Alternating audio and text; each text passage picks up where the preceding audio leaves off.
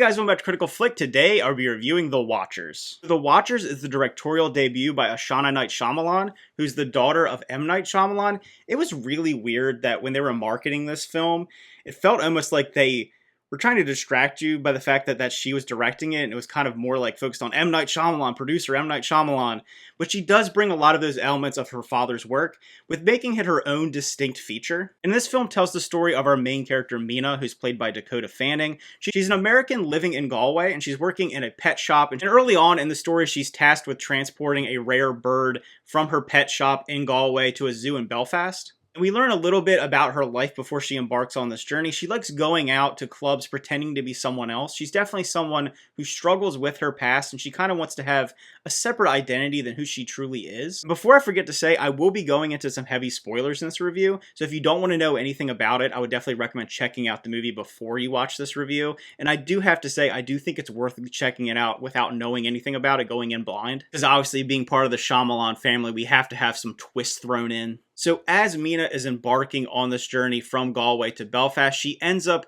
in this very dense forest in the Irish countryside. She gets out of her vehicle because it suddenly stops working. We're seeing kind of her phone acting crazy, the electronics are acting crazy, her car just shuts off. So she ends up walking into the forest with her bird, and the car suddenly disappears, and she can't find her way back to where she came from. As she's trying to navigate this mysterious and dark forest, she sees a stranger and follows them into this big concrete kind of structure called the coop, where there's a glass window across the whole front of it. It's a mirror, so you can't see out, but they can see in. And I will say, there are some things about this movie that really just don't make any sense. The writing and dialogue at times is a little bit clunky, and it doesn't tend to follow its own rules. But outside of those things, I do like the exceptional risks it takes, and I really did enjoy the way the story ended up playing out. The overall production design of this film, I think, was really well done. I know a lot of the principal photography and some of the filming was done in Ireland on location, and as someone who's been to Ireland multiple times, I recognize the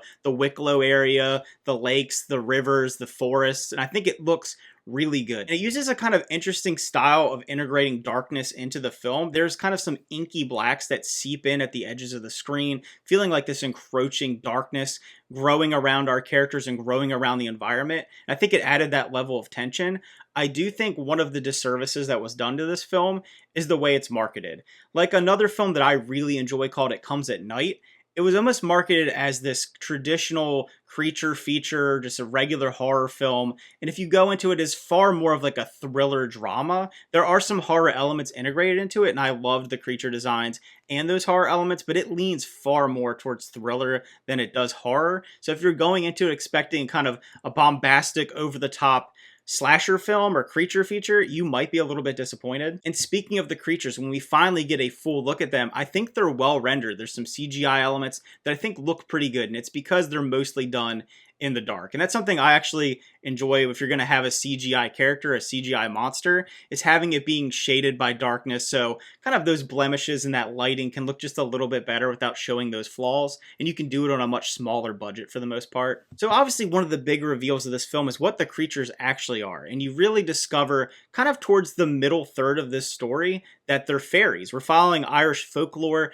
They're kind of these mysterious, grotesque fairy monsters that have lost their wings because they were trapped away by man, and they're trying to study these humans so they can become them, so they can escape the forest and integrate back into society. We learn about this ancient time when man and fairy were together and their relationships and how they even crossbred at times. It really does get a little bit into the weeds by the end of the story, but I love that it's using this kind of Irish folklore in this authentic Irish setting, and it really kind of surprised me. I knew that obviously they were going to be something probably in Irish folklore about halfway through the story. It's not a huge kind of twist by the end. Particularly, there's a character that there's a twist with, which I'll go into later, which I do think is kind of obvious pretty closely into the beginning of the film. And the other big reveal is like, what is the structure? Why does it exist? And we learn that there's a professor that went into the Irish countryside that was teaching at a university there that learned about these fairies, and he was studying them. He was trying to learn about their powers, about the history, and he was also trying to bring back his dead wife because these fairies can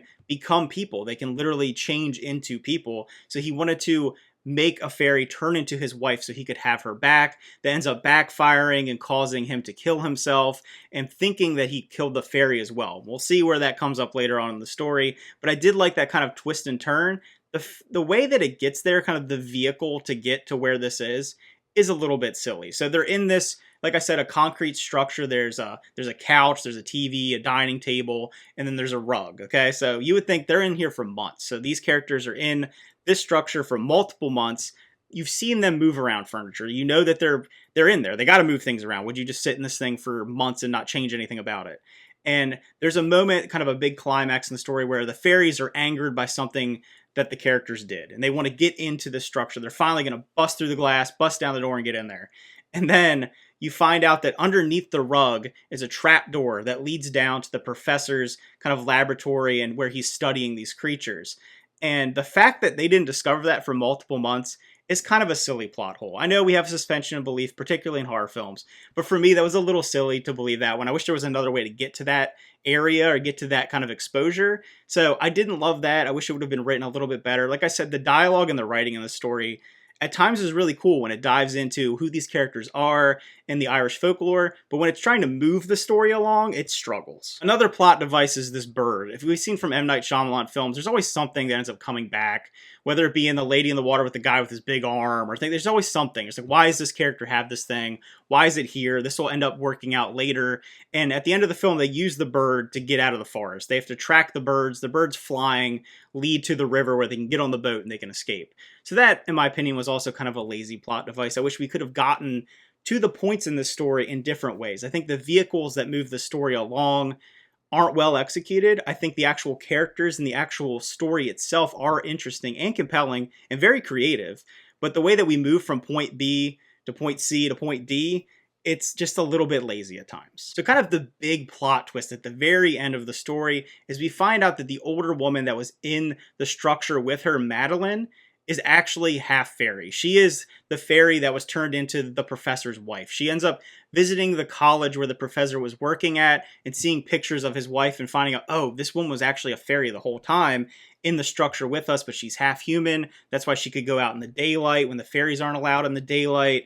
And it kind of starts to fall apart a little bit when we get to that part of the story. It was kind of strange. So in a typical story, like 3-part structure, we would have gotten to the part where they escape and it would have maybe had a little bit of a story and then ended. But this had probably 20, 30 minutes after they escape the forest where we're learning more about these fairies and what's going on with them. And it tends to kind of slow down the pacing of the story. And I didn't love that it overly explains things. As someone like myself that enjoys a little bit of ambiguity in my films, the fact that they kind of had to hit me over the head with what's happening and why it's happening, I didn't love that necessarily. But in doing that, we get to kind of the true message of the story. At the end, we have the confrontation of the half-human, half-fairy with our main character, and they ends up having this dialogue where they're talking about, you're not really a monster, you're part human, you understand empathy, you understand love, and you don't need to be horrible, you don't need to kill people.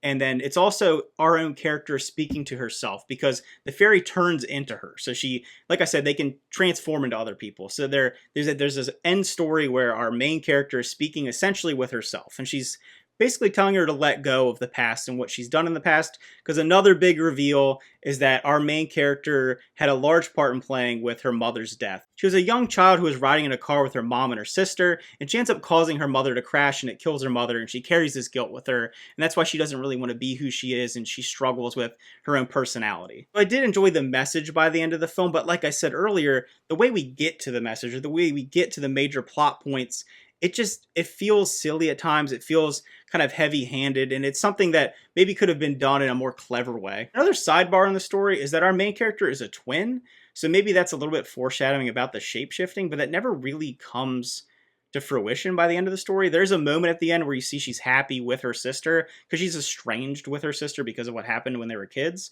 but then you just see she's a twin, and they're just talking to each other, and they're happy, and it's kind of weird. Like, it never, at least for me, I didn't understand why they made her a twin. That's a weird thing to add to a film. I mean, there are twins in the world without it being supernatural or strange, but, like, it's weird. Like, I don't know why they added that into it. There are moments in this movie that feel like misdirection that never really pay off as misdirection. So like I said, there's some things about it that I really enjoy. The overall production of it, I think the acting is solid. given some of the dialogue, like I said, is a little bit clunky. I think the story's creative. I like the creatures. I like kind of the direction they went with the creatures in the Irish folklore. But just some, like, I just wish it was tightened up a little bit more. But I am really excited to see what comes next from this director. So overall, if I were to rate The Watchers, I would give it a 7 out of 10. Like I said, I did enjoy it. There's some elements about it that I really like the creativity from, and I'm excited to see what this director does next. But there were other incredibly frustrating moments in this one. And I think people that go into this movie expecting it to be kind of a traditional M. Night Shyamalan film or expecting it to be a traditional horror film might be a little bit disappointed. But I think embracing the creativity and like the folklore of this story can make it quite enjoyable. And like I said, I'm excited to see what comes next. So if you end up checking out The Watchers, let me know what you thought about in the comments below. I always love to hear people's opinions. This is a movie that was not well received at all. So if you didn't enjoy this movie, let me know what you didn't like about it. If you did enjoy it, let me know what you thought. I always love to hear those opinions. Thanks for watching. Remember to like and subscribe. See you guys next time.